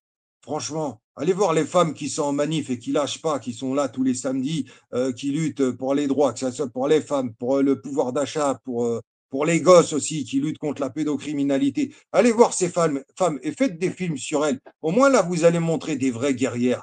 Mais faire un truc, adaptation d'Alexandre Dumas qui tient pas debout avec des actrices, en fait, on va nous faire croire. Elles n'ont pas du tout un physique déjà de sportive, quoi, en gros, pour nous faire croire qu'elles jouent, qu'elles savent manier l'épée, bref. Et ça ne tenait pas debout. Donc moi, quand j'ai vu ça, j'ai dit non, il faut faire une parodie de ça, tu vois. Et donc j'ai dit, on va lancer un défi, faire un film avec 10 000 euros, c'est-à-dire un budget 1000 fois moins. Donc, et notre objectif, c'est faire au moins 13 000 entrées, tu vois. C'est-à-dire que si avec 10 000 balles, on réussit à faire 13 000 entrées, on sera content. On dira, voilà, on n'avait pas d'argent, on a fait avec les moyens du bord, mais on a fait mieux qu'un film à 10 millions d'euros. Et nous, ce sera une parodie, ce sera pour rigoler, ce sera pour se moquer de toute cette époque qui nous prend pour des cons. Donc, on va y aller à fond. On peut trouver facilement la cagnotte d'ailleurs, sans vouloir. Bon, pardon pour ceux qui n'aiment pas les pubs pour les cagnottes, mais là vraiment ça vaut le coup, les amis. Donc rapidement, c'est via ta chaîne YouTube. En atterrissant sur la chaîne YouTube, il doit y avoir un. Ouais, en fait, il faut aller sur ma chaîne YouTube, il faut regarder la vidéo qui s'appelle Faire un film avec 10 000 euros. Ah voilà, ok. Faire un film avec 10 000 euros. Ok, super. En fin de compte, c'est un peu une économie de cinéma à la Jean-Pierre Mocky. Vous faites payer à l'avance la place de ticket de ciné pour un film qui va se tourner si on arrive à obtenir une certaine somme. Ben oui, en fait, de toute façon, là, avec 10 000 euros, là, on approche de la somme, donc je crois qu'il doit rester pas grand-chose, en fait, mais on l'a presque. Le film, je pense que le tournage, on le fera à partir octobre-novembre, parce qu'entre-temps, il faut qu'on repère les lieux, qu'on réunisse les moyens techniques pour tourner déjà, et qu'on trouve comment on appelle, les comédiens, donc il y aura un casting. Mais en tout cas, ce sera une farce pour se moquer de ce genre de cinéma qui nous prend pour des cons, quoi, tu vois. Donc, est-ce qu'il y a une solidarité entre vous, on va dire, humoristes, peut-être un peu moins mainstream, on va dire, un peu plus en parallèle dans les médias, en marge? Ah bah moi je suis pas la bonne personne avec qui il faut poser la question, tu vois, à qui pardon, il faut poser la question. Moi, tu sais, j'ai pas beaucoup de contact avec les autres humoristes, hein. Moi, ceux que je croise, c'est des gens qui sont pas connus non plus, mais les quelques gens que j'ai connus ou que j'ai croisés qui sont ils sont à fond dans la doxa, quoi, tu vois, c'est-à-dire que et moi ça m'intéresse pas, donc j'ai pas de lien avec ces gens. Bon, en tout cas, tu parlais des guerrières, c'est la transition idéale pour passer la parole à Magali. Bonsoir Magali, tu connaissais le docteur Al West? Pas du tout, et je me suis abonnée. Tu vois, bah voilà, parfait. Tu vois, et j'aime beaucoup son discours. J'aime beaucoup. Donc moi, je postule. J'ai un côté. Par contre, sans vouloir faire de l'humour noir mal placé pour aujourd'hui, mais je crois que je suis l'une qui peut le faire en ce jour. Moi, j'ai un côté très Tomb Raider. Si vous voulez, voilà. Bon, ben, ça c'est. Ah non, mais aujourd'hui, c'était la journée Tomb Raider, d'ailleurs. Hein. Voilà, donc Tomb Raider, et je voulais justement faire une petite référence à une citation célèbre et demander ce qu'il en pensait, le cher docteur. Et tout ce qui ne nous tue pas nous rend plus forts. Donc oui. Voilà, parce que oui, comme disait Fred tout à l'heure, je suis d'accord pour prendre les armes. Moi, mes armes, elles sont différentes. Elles sont beaucoup plus subtiles, beaucoup plus vicieuses. Aujourd'hui, j'ai passé presque 3 heures à pleurer derrière mon écran face à l'Assemblée nationale, et parce qu'on le voyait arriver, hein. De toute façon, on n'était pas stupide, hein, faut être lucide.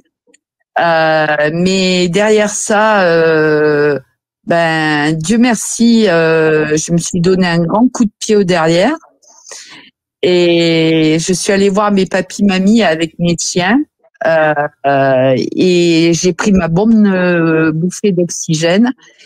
Et encore une fois, malgré cette loi mortifère, je dis que qu'est-ce qu'il pense de mon humour noir à dire que tout ce qui ne nous tue pas nous rend plus forts. Tu as quand même, alors je le dis pour Dr Al West, Magali, et elle accompagne des gens en fin de vie. Hein, c'est un aspect clé de sa vie, de son métier. C'est un choix qu'elle a fait. Elle a même une formation, obtenu un diplôme pour ça, etc. Elle a rencontré des gens qui sont calés sur ce sujet aussi, et depuis longtemps. Elle nous en reparlera d'ailleurs peut-être. Je tenais juste à vous lire le tweet là qui est passé de C'est dans l'air. Fin de vie, j'ai très peur que le texte soit détricoté au Sénat. J'espère que l'on va garder l'essence de cette loi. C'est la dignité de notre pays d'y aller. Marina Carrère d'Ancos. Ouais. Alors, précisons, comme certains l'ont dit dans les commentaires, que ces gens-là ont les moyens d'aller en Suisse ou en Belgique, hein, s'ils tiennent tellement à cette pratique. Pourquoi est-ce que c'est si important à leurs yeux d'aller venir en faire les VRP sur les plateaux télé. Pourquoi c'est tellement important pour eux de l'imposer à tout le monde, hein? Voilà, je pose juste la question. C'est insupportable. Et puis au chapitre des choses insupportables, pour ceux qui ne l'auraient pas encore lu, il faut simplement pour vérifier par soi-même que c'est possible, et pour ne pas que ça soit un oui-dire, aller lire le tweet du jour d'Emmanuel Macron. Le vote par l'Assemblée nationale des textes sur le développement des soins palliatifs à l'aide de mourir est une étape importante. Dans le respect des sensibilités, des doutes et espoirs. Je veux dire, putain, l'antiphrase que j'ai déjà envie de vomir. Le chemin de fraternité, bon, ça y est, là, je vais dégueuler, attends, je vais chercher un seau, que je souhaitais s'ouvre peu à peu. Voilà. Et cette espèce de petit enfant de putain ose terminer son tweet en disant avec dignité et humanité. Avec dignité et humanité. Donc, je propose officiellement que Macron, dans le cadre d'un soulèvement populaire, soit traité avec dignité et humanité. Vous voyez, c'est bien. Il me donne des éléments de langage dans le monde de l'antiphrase. Je suis légalement inattaquable. Donc, dignité et humanité, je pense qu'à ce stade, ça va être l'objectif qu'on doit se donner pour ceux qui ont évidemment la colonne vertébrale, hein, leur permettant d'aller jusqu'au bout. Mais bon, soyons fins stratèges. Là, je ne parle même plus de manif. Je vous parle de résistance. Hein, je vous parle de clandestinité, d'organisation, de méthode, de tactique, de réflexion profonde. Et croyez-moi, c'est en cours. Donc, j'envoie des messages à ceux avec qui l'intuitu personné s'est créé ces 5 dernières années. Il y a plein de gens dont je sais que c'est pas des infiltrés ici. Commencez à vous coordonner, écrivez-moi. Nous sommes quelques-uns à nous parler. Et vraiment, j'insiste, pour ceux qui n'étaient pas là quand je le disais avant, il y a des têtes de gondole en termes de notoriété qui sont en train de discuter là, en privé. C'est bon, on peut plus. C'est bon. On est en train de tuer non seulement notre âme collective, mais notre humanité. Enfin, je veux dire, je me demande ce qui va nous rester après ce processus. Et surtout dans ce monde d'antiphrase et de langage complètement inversé. Je veux dire, ces gens parlent en verlan en permanence. Ils osent nous parler de fraternité, de dignité et d'humanité. Alors attends juste, Magali, réaction de notre invité, et après je te repasse le micro. D'accord. Reste avec nous, c'est toi qui vas enchaîner. Non, Magali, vite fait. En fait, j'allais dire, Macron, il a dit qu'il fallait tout détruire pour tout reconstruire. Donc son objectif, c'est vraiment de tout détruire. Il s'en est jamais caché. C'est pour ça, il ne faut pas s'attendre à grand-chose avec ces gens, quoi. Tout détruire dans le respect des sensibilités, des doutes et des espoirs, hein, en suivant un chemin de fraternité, avec dignité et humanité. On repasse la parole à Magali. Tout simplement te dire que à ce stade-là, quand tu donnes droit à l'accès à la pseudo-aide à mourir, quand tu as un discours pareil de ce type, j'ai envie de te dire, on peut l'attaquer pour non-assistance à personne en danger. Parce que l'humanité dans tout ça, elle n'y est pas. Non, mais harcèlement moral, incitation au suicide. Hein. De toute façon, vous savez, le pouvoir, c'est quand on l'a. Donc, de toute manière, là, tout ce qu'on fait, même les éditorialistes les plus visibles, c'est du blabla. Le pouvoir, on doit le prendre. Et quand on aura le pouvoir, c'est nous qui rétablirons la souveraineté populaire. Et c'est nous qui remettrons du bon sens dans ces choses-là. Et c'est nous qui dirons qu'il y a là une plainte fondée, notamment pour commencer par destituer ces gens de toute forme de dignité. Évidemment, on va rétablir l'indignité nationale, mais il faut vraiment qu'on leur règle leur compte d'un point de vue jurisprudentiel, c'est-à-dire de manière à ce que ça ne se reproduise plus. Il faut vraiment, vraiment, vraiment qu'on les attaque jusqu'au bout et qu'on leur fasse payer lourdement. Et ces gens-là doivent subir des peines de prison très lourdes. Je veux dire, là, on a tellement... Je pense qu'on est tous dans la sidération depuis des années. C'est vrai, ça prend peut-être du temps que de s'éveiller. On peut peut-être être indulgent avec nous autres, la masse, puis peut-être aussi que les techniques de guerre cognitive sont suffisamment élaborées pour que les gens soient complètement rincés d'un point de vue énergétique. Bon, on va pas refaire des longues parenthèses sur cette guerre cognitive, on en parle beaucoup, mais je veux dire que moi j'en suis au stade où, je sais pas toi, docteur Al Ouest, moi je commence à faire, et après il y a Vincent qui est là, on lui passera la parole, je commence à me demander si on n'a pas mis un truc dans la bouffe ou si en effet les complotistes ont pas raison quand ils disent qu'on balance des trucs par le ciel, que dans l'eau peut-être une surdose de je ne sais quel composant chimique à base de fluor rend les gens dociles. Je sais pas, j'en suis à un stade où je me dis mais où est l'esprit farouche français qui d'habitude ne laisse pas passer des choses qui sont 10 000 fois moindres que ça, quoi. Oui, mais l'objectif, de toute façon, c'est de soumettre la population. C'est pour ça que tu remarqueras que là, ils font passer la loi sur l'euthanasie. En même temps, tu as Bayrou qui a dit quoi? Qu'il fallait qu'on se serre la ceinture encore. Tu vois? Ça veut dire qu'ils veulent t'achever. Ils te le font comprendre. Oui. Puis ils viennent de signer un accord dans notre dos avec l'OMS. Covid Oui. saison 2 est déjà annoncé. Les variants anxiogènes arrivent. Voilà. Tout me semble lié. Je pense vraiment que là, ils n'ont plus aucune limite. Magali, tu voulais ajouter quelque chose? Juste pour vous dire qu'il n'y a qu'à voir ce que ce texte que j'ai bien lu amorce, c'est-à-dire regarder ce qui se passe au Canada et comment ils ont démarré au Canada. Voilà. Et on y va tête baissée, et c'est pour ça que Fred a raison de soulever le fait que c'est pas que pour nous qu'on va se soulever, c'est pour nos enfants, parce qu'au Canada, ils en sont déjà là. Voilà. Est-ce que la loi ne va pas s'annuler d'elle-même devant les premiers scandales qui vont tomber? Pas du finalement tout, parce que il y aura toujours des médecins.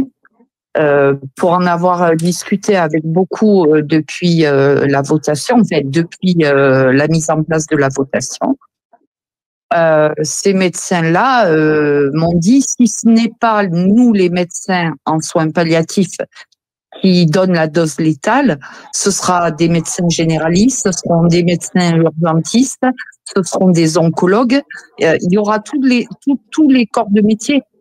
Il faut juste, je vous rappelle que quand même, il y a une phrase qui est importante à retenir, c'est que le patient est en accord simplement avec son médecin. On n'a pas dit que c'était le médecin des soins palliatifs. Donc ça veut dire. Ah oui, mais pour interner quelqu'un dans un asile psychiatrique, il faut au moins l'accord de deux spécialistes. Un simple échange oral suffira. Je rappelle à tout le monde qu'il y a une gamine de 23 ans qui a demandé l'euthanasie en Belgique parce qu'elle souffrait de dépression après les attentats de Bruxelles. Vous voulez savoir le résultat des courses? On lui a accordé 23 ans. 23 ans.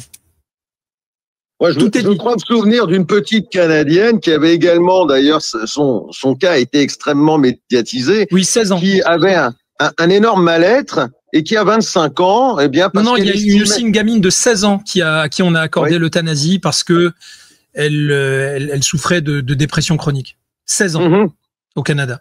Et bien sûr qu'il y a des cas aussi d'autres personnes de 25 ans, etc. Oui, parce que voilà, le Canada a mis en place ce qui nous pend au nez, c'est-à-dire les maladies psychiatriques, les handicapés et surtout les mineurs. Eh oui. Surtout les mineurs. Salut Vincent, est-ce que tu connais le docteur à l'Ouest? On essaye de garder la bonne humeur. Ce space était censé être le signe de la bonne humeur et de l'humour et on a du mal parce que c'est une journée funeste, hein, on s'en excuse. Bienvenue à toi donc Vincent. Est-ce que tu connais donc Docteur à l'Ouest? Oh, salut. Salut. Voilà. Salut. Donc clairement il connaît. Il connaît. Bien. Merci. J'adore. Bon, en tout cas, merci Docteur à l'Ouest. Tu me fais des barres de rire tout le temps. J'adore ce que tu fais. Je suis toujours preneur de toutes tes. Tu vois, tu es pas le top du top. Au-dessus de toi, il y a Mosinor, mais en dessous de toi, en dessous de Mosinor, il y a toi. Okay. Voilà. Ça va comme petite comparaison? C'est juste en dessous de Mosinor. Des fois, ils me mettent en commentaire Mosinor, mais c'est pas moi, Mosinor. Tu vois, je leur dis. Mosinor. Ah. Non, t'es très fort. T'es excellent. Et je t'ai découvert par Greg Tabibian. Ah, d'accord. Oui, bah oui, il y a longtemps, Greg, il m'avait Primo, de la et pub, ouais. j'avais découvert ça, et c'est un génie, ce mec-là. Comment il fait ça? Comment il arrive à faire ça? C'est absolument génial. Bref, allez, Écoute, merci je vais, Vincent, je c'est vais essayer sympa. de paraphraser. Pardon? J'ai pas entendu. Oui. Non, excuse-moi, je vais essayer de paraphraser un petit peu, et pour revenir sur l'aide à mourir, l'euthanasie, Oui. alias l'aide à mourir, ouais, je suis complètement contre, mais complètement contre. Si on a envie de mourir, faut pas que ce soit légiféré. Le jour où on mettra le pied dans la porte, c'est fini. Le jour où il y aura la chaussure qui sera dans la porte, c'est fini. Il y aura une loi qui sera votée, et ce sera l'ouverture de la boîte de Pandore. Et oui, il y a une différence entre vivre ça et l'institutionnaliser, en faire un système, un dispositif réplicable, industrialisable, hein, parce que c'est de ça dont il s'agit. Oui, c'est ça dont il s'agit. On est vraiment d'ailleurs hein, dans des perceptions aussi hein, de bénéfices autour de la mort. Hein. Médicaliser la mort de cette manière-là, la systématiser, c'est aussi un marché, hein, ne l'oubliez pas, c'est un marché, hein, c'est une marchandisation de la mort. Ils ont même chiffré le gain potentiel à 1,2 milliard d'euros. Bien sûr, mais en Grande-Bretagne, ils sont allés jusqu'à dire que ils pourraient faire des ristournes dans les droits de succession pour les vieux qui se déclareraient eux-mêmes éligibles. Parce que là aussi, il faudrait qu'on passe toute la soirée à philosopher sur thème de éligible. Vraiment, là, voilà. J'ai un ami qui m'est très cher et qui est adorable, hein, qui m'a dit que j'aurais pas dû parler tout à l'heure de port d'armes. Voilà, il m'a dit d'abord, d'ailleurs, c'est pas le bon terme, il fallait parler de permis de détention d'armes, peu importe. Il me dit tu déconnes, là, il y a des red flags et tout. Mais justement, commencez à assumer, les gars. Moi, c'est bon, hein, j'ai déjà été convoqué par la police, ça va continuer. Je pense que maintenant il va falloir assumer de balancer des red flags. C'est-à-dire que ok, on vit tous. Attends, Vincent, on vit tous dans la peur là de subir des red flags, etc. Mais encombrons les commissariats. Je vais vous dire un truc. La flic qui m'a appelé, avec qui j'ai commencé à discuter un petit peu de tout ça au téléphone, j'ai pris le temps de faire un peu de travail quoi sur elle. Parce que ces gens, en fait, qui vous reçoivent en entretien, vous leur montrez que vous n'êtes pas des cinglés, des cérébrés, vous leur expliquez, en fait, votre souffrance, ce que vous voyez en face. Et pourquoi telle ou telle administration a pu exploiter votre parole pour dire insulte, menace, patati, patata. Mais ok, mais qu'ils continuent. Je vous assure, au bout d'un moment, ils pourront pas vous faire plus. Qu'est-ce que vous voulez qu'ils fassent? En ce moment, des gens qui commettent des viols, ils évitent de les mettre en prison, il n'y a pas de place. Alors, on va repasser la parole à Renaud. Re-bienvenue, Renaud. Merci en tout cas à l'Ouest pour tes propos sur ce que je t'ai parlé des humoristes. Et je pense que vous avez une fonction très très importante en tant qu'humoriste et qu'après, sur les réseaux sociaux, il va falloir commencer à calmer la parole. Justement, ça revient sur ce que tu disais, Fred, et qu'il faut commencer à pouvoir se retrouver sans parler sur des réseaux. Et là, savoir si il y a des gens qui viennent des gens qui viennent de l'État, qui viennent s'immiscer pour savoir ce qui se passe et les extraire, et qu'il va falloir commencer à se servir des réseaux uniquement pour se créer des points de rendez-vous et ramener un localisme de groupe. Et ça ne pourra se passer qu'en campagne. J'en reviens, on en a parlé il n'y a pas longtemps ensemble. Et en ville, sortez des villes et essayez de créer des groupes hors des villes. Les réseaux sociaux vont devenir de plus en plus puants et de plus en plus contrôlés. Ouais, je m'arrêterai là parce qu'après on pourrait faire des heures. Je m'arrête là. Mais après, moi, je te dirais que en fait, il faut revenir à la base, c'est-à-dire que déjà, il faut pouvoir bouffer. Comment on fait? Il faut avoir des réseaux de distribution de nourriture aussi. Donc, il faut avoir des gens qui aient la capacité de cultiver. Ça reste la priorité, tu vois. Parce que se Et ça défendre passera, tout à fait. Non, mais Fred, quand il dit il faut être en capacité de se défendre, d'accord, mais il faut pouvoir manger aussi, tu vois. Donc, c'est pour ça qu'on a besoin d'une multitude de, de personnes expertes dans divers domaines pour pouvoir, tu vois, continuer à survivre, quoi.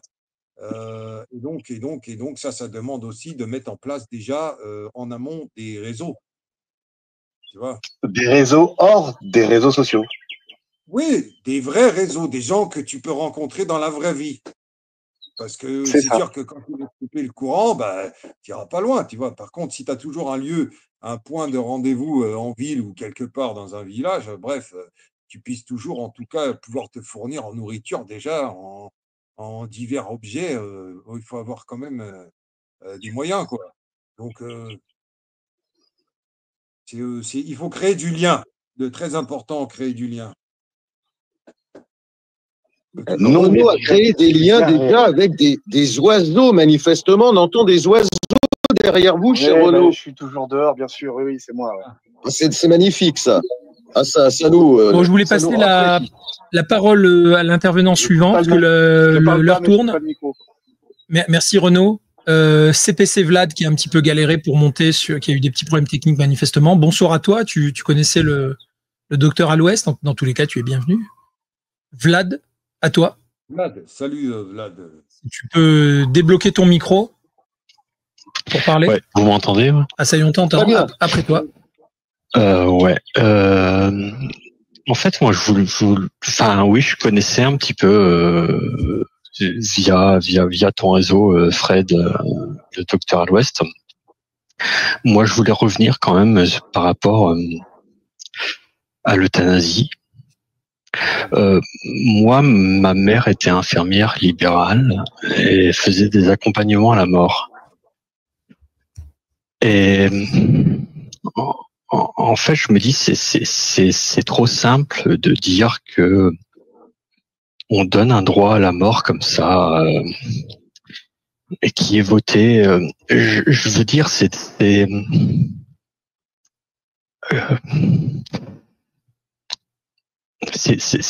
choses.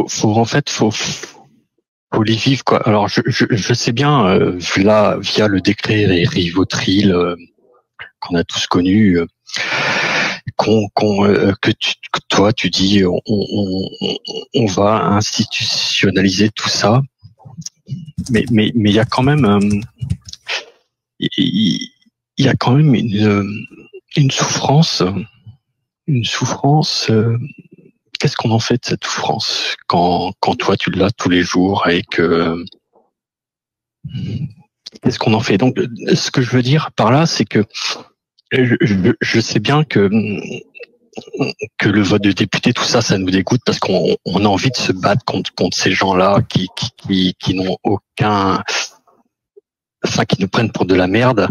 Mais derrière ça, il y a vraiment des gens qui souffrent réellement, et il faut pas balayer ça d'un revers de main. Et il faut vraiment essayer d'y penser posément. Vraiment, essayer d'y penser et de tirer quelque chose, quoi, de tout ça, quoi. Mais, voilà.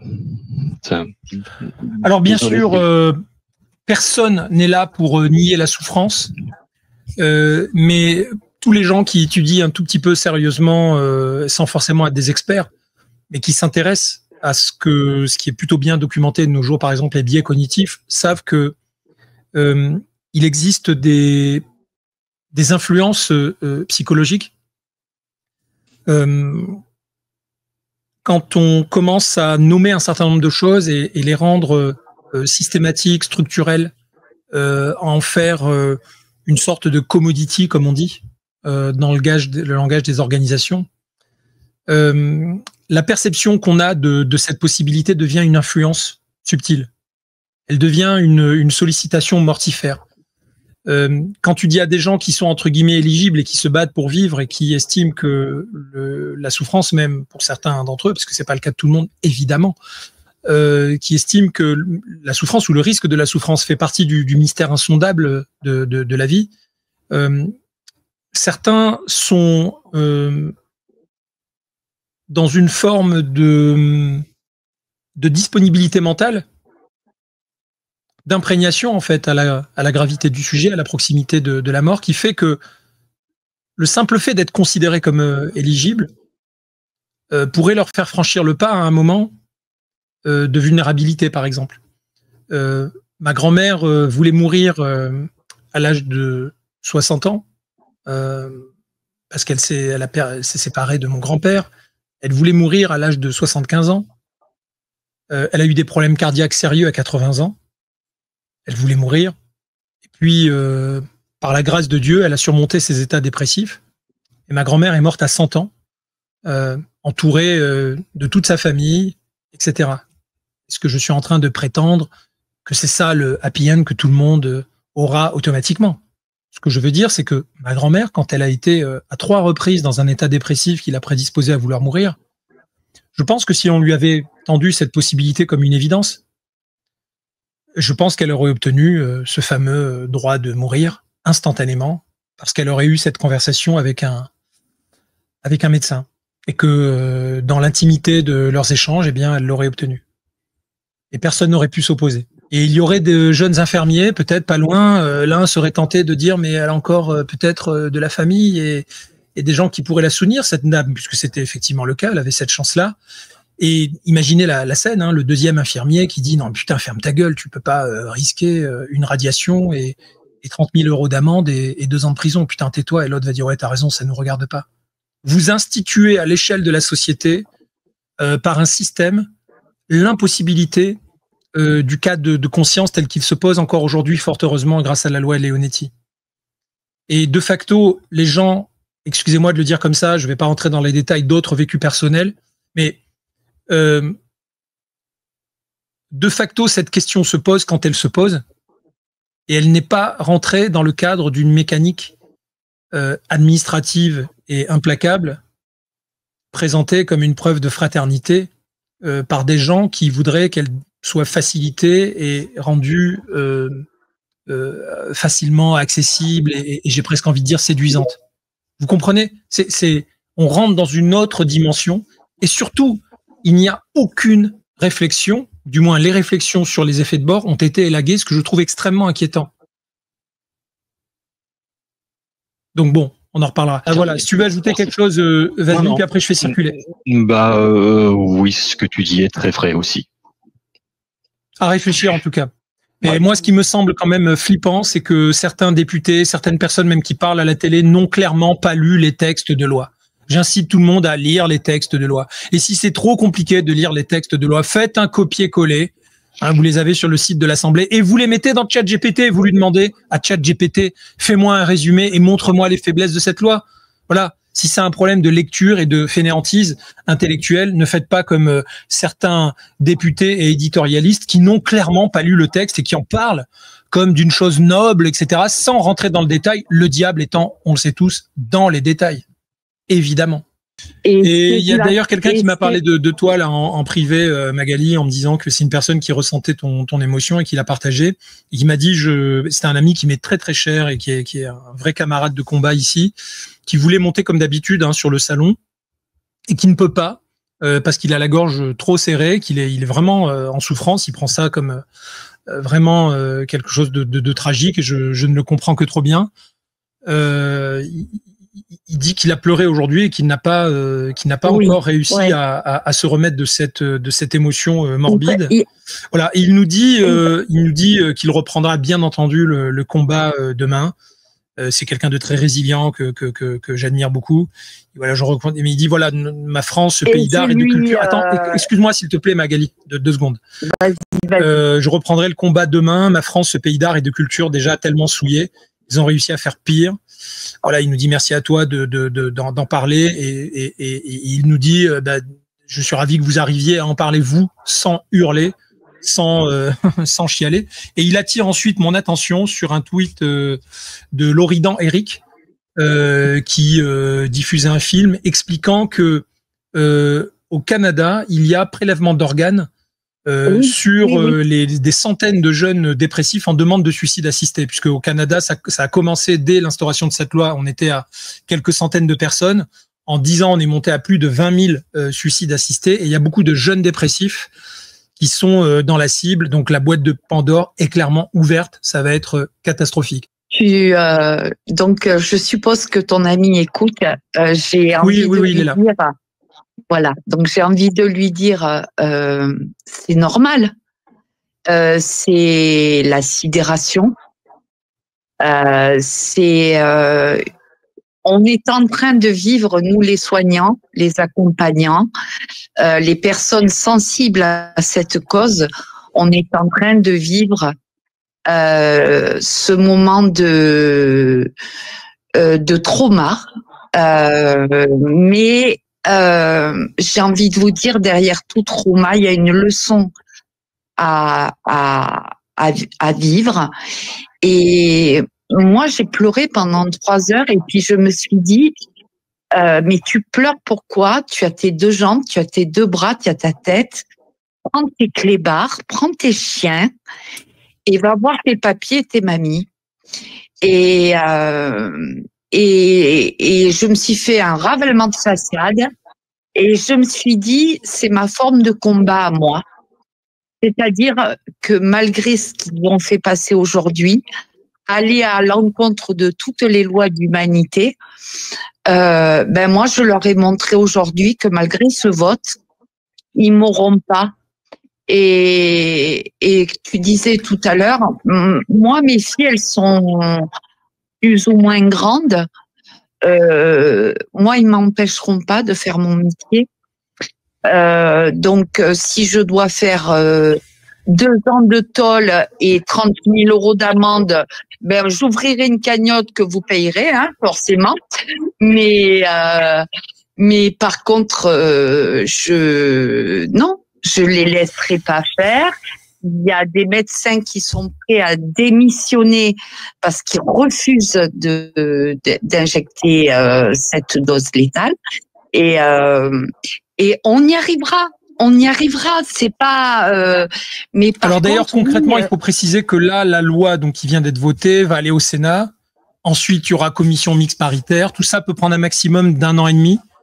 A priori, le timing est calculé pour que, avant la fin du mandat présidentiel, ce bousin puisse passer. Je vais faire une petite parenthèse qui, au début, pourra sembler hors sujet. En fait, c'est le sujet. Vous allez comprendre.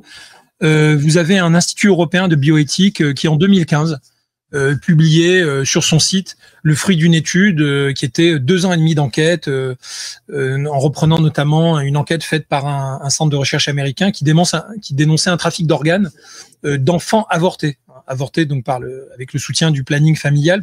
En fait, je vous en parle pour vous donner l'idée du volume que ça représente, puisqu'en fait le planning familial reçoit à l'époque 500 millions de dollars des États par le biais de Medicaid, qui est l'assurance publique d'État, 60 millions directement par l'État fédéral, etc. Et ce sont près de 2,7 millions de patients qui font chaque année appel au service de ce planning familial. Et donc, ce qu'il fallait savoir, c'est que, pour que vous ayez une idée donc des volumes, c'est que le 1/3 des 1 million d'avortements qui ont lieu aux États-Unis à l'époque chaque année, donc qui sont traités dans les 700 cliniques,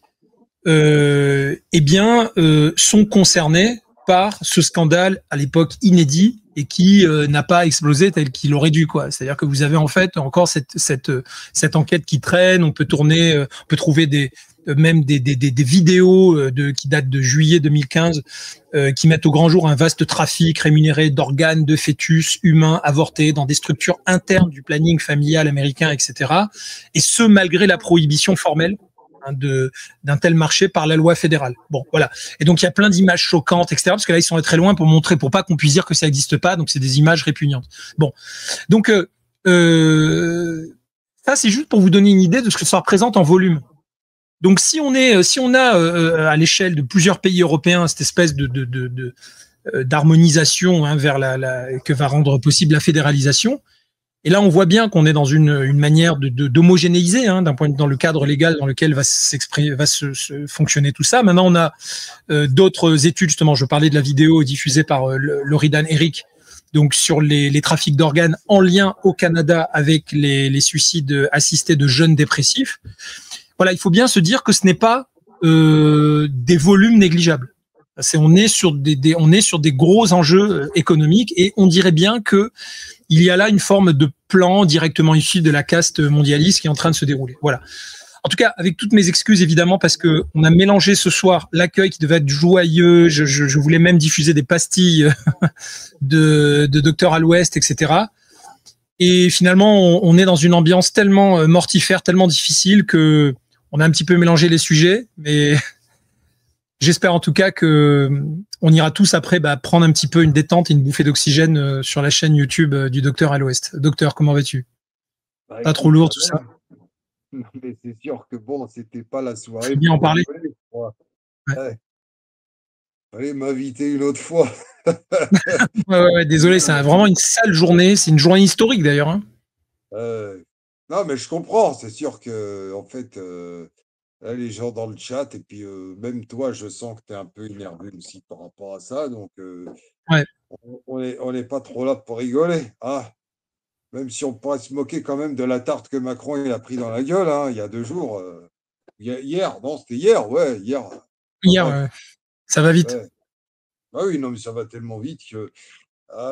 Qu'est-ce qu'on peut dire? Non, il faut s'attendre à rien avec ces gens-là. Ils sont pas là pour travailler pour le peuple, c'est tout. Donc, à partir de là, si les gens sont pas capables de comprendre qu'il faut qu'à un moment, ils s'unissent et qu'ils descendent tous dans la rue pour les foutre dehors, ça continuera.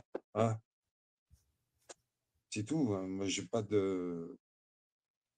en fait, comment dire, je vois pas d'autre. Là, je reçois plusieurs messages d'amis qui me disent bouleversés, en miettes. Vraiment, beaucoup de gens qui ont d'ailleurs une âme de l'humanité, qui comprennent la profondeur qui ressentent le vertige existentiel, quoi, hein, de ce basculement, sont vraiment en très grande souffrance. Donc, merci, docteur, d'avoir. Merci pour l'invitation. Indulgent voilà. Mais c'était, je trouve, c'est peut-être finalement bien de l'avoir vécu avec toi. Tu es un observateur évidemment attentif de tout ça. On peut dire que c'est ta vie. Et peut-être que, comme Dieudonné qui avait réussi à faire un sketch absolument magistral autour du cancer, qui est complètement incroyable, ce sketch. C'est du, je reconnais, hein, c'est du génie pur, hein, qu'on aime ou qu'on n'aime pas Dieudonné, c'est du génie pur d'arriver avec un supplément d'âme, avec une forme de tendresse, faire rire autour de ce sujet, sachant que les cancéreux eux-mêmes, et j'en ai eu dans ma famille qui ont regardé plusieurs fois ce sketch en se marrant et en disant qu'il était très juste et très vrai, ça leur faisait du bien en morale, eh bien peut-être que tu vas trouver, toi, la force, l'inspiration de faire un sketch autour de toute cette horreur. Moi, je n'ai aucun doute sur le fait que tu trouveras le juste équilibre et que tu sauras faire passer des messages d'humanité dont nous avons besoin, quitte à ce que l'humour soit le prétexte. J'utilise toujours l'humour pour prétexte. Après, c'est vrai que voilà. Il y a toujours. Je vais essayer de mettre un fond dedans. Mais comme tu citais Dieudonné, par exemple, Dieudonné, dans son sketch qui décrit, pour ceux qui ne l'ont pas vu, en fait, il parle de son oncle qui est décédé du cancer. Donc, il décrit ce qu'il a vécu. Et donc, dans un sketch qui dure à peu près 18 minutes, je crois, 18-19 minutes, il montre toutes les étapes d'un malade de cancer. Donc, rendez-vous chez le médecin généraliste quand c'est pas plus que lui, en fait. Puis après, il va voir un spécialiste quand c'est pas plus que celui d'avant. Et au fur et à mesure, on nous donne à prendre des trucs, en fait, quand on est malade, quand on est atteint de ce genre de maladie, de médicaments. En fait, ils testent constamment, ils testent des trucs, ils savent pas ça sert à quoi. Et il arrive à faire rire énormément, il rend la chose tellement absurde que forcément, on peut que en rire. Donc, souvent, le rire, ça part de ça. C'est un rire nerveux, tu vois, sur une situation qui peut être dramatique, mais on va décompresser en la trouvant drôle, quoi. En s'échappant par le rire, j'allais te dire. En tout cas, bon, on continue la lutte, hein. Merci à tous dans le chat. Merci à toi pour l'invite. Merci. Alors, on a un petit rituel, c'est de passer le mot de la fin à Alain. Alain, donc, je te passe la parole. On va conclure. Oh, merci à tous. Merci Frédéric pour m'avoir accepté comme coach. Merci, cher docteur à l'Ouest, pour votre consultation tardive en ce mardi soir. Vous nous avez fait du bien. Puis je vais finir avec la fameuse phrase de Beaumarchais. Je me presse de rire de tout, de peur d'être obligé d'en pleurer. Merci à tous et bonne nuit. Merci Alain. Bonne nuit à tous.